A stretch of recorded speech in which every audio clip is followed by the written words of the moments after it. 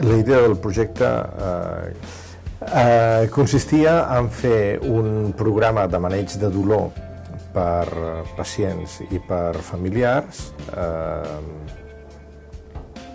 per ajudar a la gent que té dolor i a les seves famílies a fer front a la condició de dolor crònic.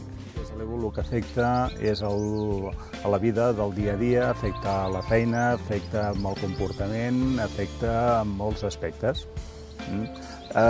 He tingut que aprendre a conviure amb aquesta malaltia, m'he tingut que ajudar per la família, per amics, per professionals, i cada dia la tolero una miqueta millor. La condició de dolor crònic, a part del dolor en si mateix, comporta també una sèrie de renúncies a la vida que porta la persona.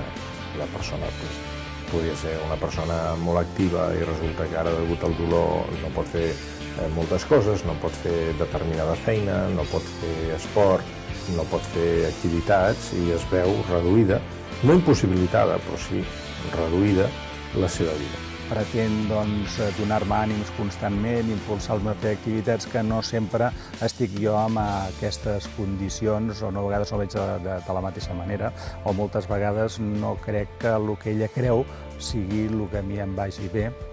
Necessita recolzament, necessita empenta, necessita que l'obliguis a fer coses perquè potser aquell dia està desmotivat, desganat, sense forces, sense esma.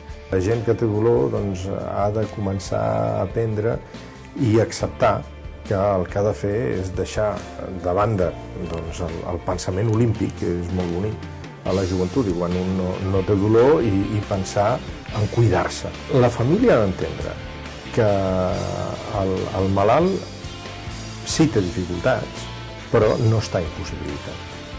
És important també veure quines són les coses que a un li ajuden a superar o a no fixar-se amb el dolor, perquè a vegades el dolor sempre és el mateix. El que va canviant és com la gent es fixen amb el dolor. Si et fixes més amb el dolor, doncs el sents més, lògicament.